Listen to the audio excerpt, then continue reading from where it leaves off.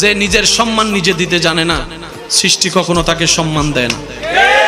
এখানে আরেকটা কথা, অনেক সময় দেখবেন অনেক মানুষ অনেকজনকে ছোট করে কথা বলে। অনেক মানুষ দেখবেন কথায় বার্তায় কাজে আকার ইঙ্গিতে অনেকজনকে ছোট করে কথা বলে। আমরা মনে করি উনি ওনাকে অপমান করছে। আমি শ্রদ্ধার সাথে একটা কথা বলি, মনে রাখবেন, সম্মান দেওয়ার জন্য তার কাছে আগে সম্মান থাকতে হয়। যার কাছে সম্মান নাই সে সম্মান দিতে জানবে না। যার কাছে সম্মান দেওয়ার মতো সুন্দর একটা মন নাই সে কখনো সম্মান দিতে জানবে না।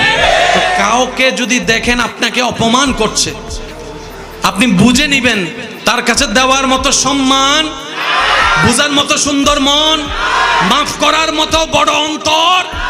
ব্যর্থতা তার, ব্যর্থতা আপনার নয়। তো কারো কাছ থেকে অপমানিত হলে মন ছোট করবেন না।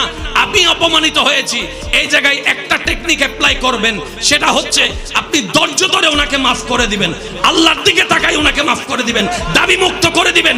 আপনার রব এটা দেখে খুশি হয়ে আপনাকে আরো 1000 গুণের ইজ্জতের মালা পরিয়ে দিবে। ওয়াতু ইজ্জু মান তাশা।